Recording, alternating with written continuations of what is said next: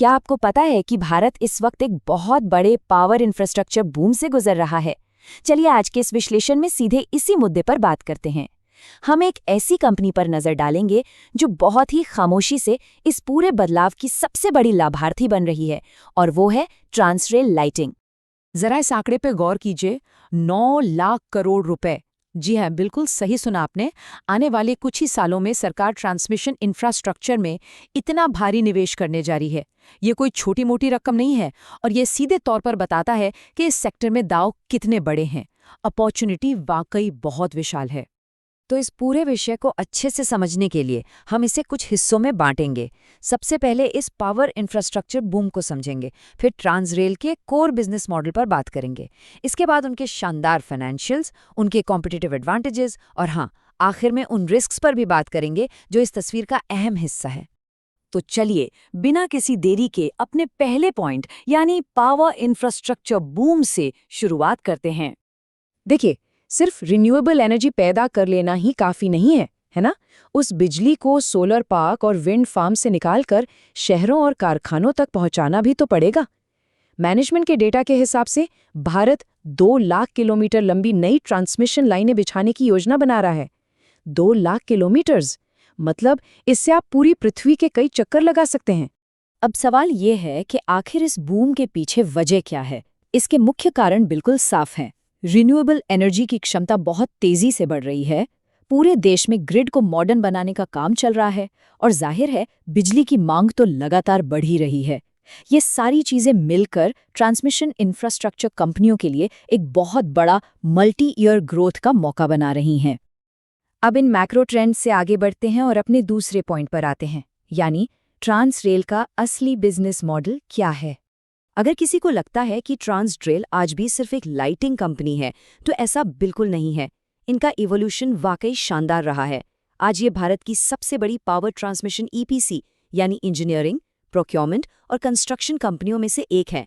Power transmission line और substation बनाने से लेकर रेलवे इलेक्ट्रिफिकेशन और सिविल इंफ्रास्ट्रक्चर तक इनका काम बहुत डाइवर्सिफाइड हो चुका है। और यहाँ एक बहुत ही दिलचस्प बात है, ये सिर्फ एक आम ईपीसी कॉन्ट्रैक्टर नहीं है। ट्रांसरेल बैकवर्ड इंटीग्रेशन का इस्तेमाल करती है। आसान शब्दों में कहें तो ये अपने ट्रांसमिशन टावर और कंडक्टर खुद ही बनाते हैं। अब इसका सीधा फायदा ये होता है कि लागत पर इनका पूरा कंट्रोल रहता है और प्रोजेक्ट्स बहुत तेजी से पूरे होते हैं। यही वो चीज़ है जो इन्हें दूसरों से एक कदम आगे रखती है। इनके रेवेन्यू को देखें तो तस्वीर और भी साफ हो जाती है। इनका आधा रेवेन्यू घरेलू बाजार से आता है और बाकी का आधा इंटरनेशनल मार्केट से। एकदम बैलेंस्ड। अफ्रीका, बांग्लादेश, जीसीसी देश और सार्क देशों में ये अपना विस्तार कर रहे हैं, जिसका मतलब है कि इनके पास आगे बढ़ने के लिए घरेलू और अंतर्राष्ट्रीय दोनों ही तरह के बेहद मजबूत ड्राइवर्स मौजूद हैं। चलिए अब अपने तीसरे एजेंडे पर नजर डालते हैं, कंपनी के फाइनेंशियल्स और उनके ऑर्डर बुक की स्थिति। आखिर ये सब कागज पर कैसा दिखता है? नंबर कभी झूठ नहीं बोलते, और यहाँ तो ये पूरी कहानी ही बयां कर रहे हैं। फाइनेंशियल्स के लिहाज से FY26 कंपनी के इतिहास का सबसे बेहतरीन साल रहा। जरा सोचिए, ग्लोबल सप्लाई चेन में इतनी दिक्कतों के बावजूद इनके रेवेन्यू में 30% का उछाल आया। एबिटा अपने ऑल टाइम हाई पर पहुंच गया और ऑपरेटिंग कैश फ्लो लगभग डबल हो गया, और लगभग 26% का रिटर्न ऑन कैपिटल एम्प्लॉयड। ये तो इंडस्ट्री के सबसे शानदार आंकड़ों में से एक है। और अब इस नंबर को देखिए, 16,361 करोड़ रुपए। ये इनकी FY26 की आखिरी ऑर्डर बुक का साइज है। किसी भी ईपीसी कंपनी के लिए ऑर्डर बुक सबसे ज़रूरी चीज़ होती है। ये भारी भरकम आंकड़ा हमें ये बताता है कि कंपनी के पास अगले 2 साल से भी ज़्यादा की बिल्कुल क्लियर रेवेन्यू विजिबिलिटी है। विकास की इस रफ्तार में कोई कमी नहीं आई है। FY26 में इन्हें 8,520 करोड़ रुपए के नए ऑर्डर्स मिले थे। लेकिन बात यहीं खत्म नहीं होती। मैनेजमेंट को उम्मीद है कि FY27 में ये आंकड़ा बढ़कर 10,000 से 11,000 करोड़ रुपए तक पहुंच जाएगा। मोमेंटम वाकई बहुत स्ट्रांग है।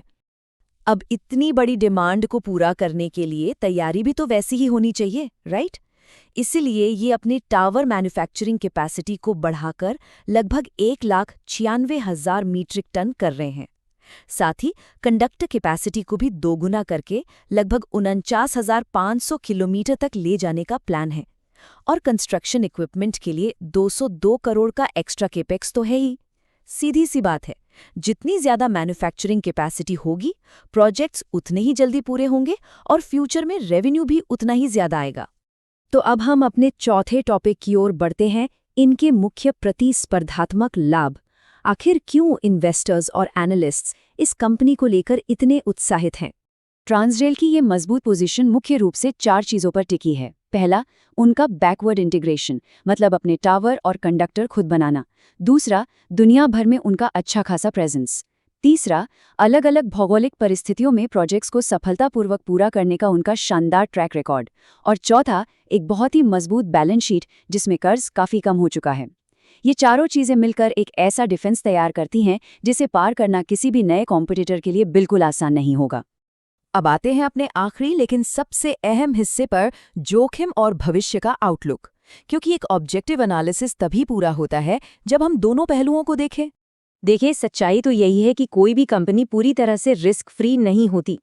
इंफ्रास्ट्रक्चर की दुनिया में कुछ हमेशा रहने वाले खतरे होते हैं, जैसे कि स्टील और एल्यूमिनियम जैसे कच्चे माल की कीमतों का अचानक ऊपर नीचे होना, ग्लोबल टेंशन की वजह से सप्लाई चेन का टूट जाना, और सबसे बड़ी बात, जमीन अधिग्रहण और राइट ऑफ वे के मसलों की वजह से प्रोजेक्ट्स में होने वाली देरी। इसके अलावा ईपीसी स्पेस में बढ़ता कंपटीशन भी एक सच्चाई है जिसे नजरअंदाज नहीं किया जा सकता। दिलचस्प बात यह है कि कंपनी का मैनेजमेंट इन रिस्क्स को काफी प्रैक्टिकली ले रहा है। FY26 में उनका मार्जिन करीब 12% था, लेकिन इन ग्लोबल चुनौतियों को देखते हुए उन्होंने FY27 के लिए अपना अनुमान थोड़ा कम करके लगभग 11% रखा है। ये दिखाता है कि वे हवा में बातें नहीं कर रहे हैं, बल्कि सिचुएशन को एक यथार्थवादी नजरिया दे रहे हैं। FY27 के लिए मैनेजमेंट का गाइडेंस इसी ग्राउंडेड अप्रोच को कंफर्म करता है। वे रेवेन्यू में 20 से 22% की ग्रोथ की उम्मीद कर रहे हैं। हाँ, ये पिछले साल की ग्रोथ से थोड़ा कम जरूर है, लेकिन ग्लोबल अनिश्चितताओं को देखते हुए ये एक बहुत ही सुरक्षित और समझदारी भरा अनुमान है। और जाहिर है, अगर दुनिया भर में सप्लाई चेन की स्थिति में सुधार होता है तो आगे चलकर नतीजे और भी बेहतर हो सकते हैं। तो ये पूरा विश्लेषण हमें एक बहुत ही मजेदार सवाल पर लाके खड़ा कर देता है। एक तरफ इस सेक्टर में आगे बढ़ने के इतने विशाल मौके हैं और दूसरी तरफ वो ग्लोबल रिस्क्स जो इंफ्रास्ट्रक्चर का हिस्सा है। भारत की इस पावर ट्रांसमिशन स्टोरी में क्या ट्रांसरेल लंबे समय में एक बड़ी वेल्थ क्रिएट कर पाएगी? क्या इन मौकों की उड़ान मौजूद मैक्रो रिस्क से कहीं ज्यादा बड़ी साबित होगी? इस सवाल पर विचार करना वाकई बहुत दिलचस्प होगा। आप इस बारे में क्या सोचते हैं, ये जरूर सोचिएगा। इस चर्चा में हमारे साथ जुड़ने के लिए आपका बहुत बहुत धन्यवाद।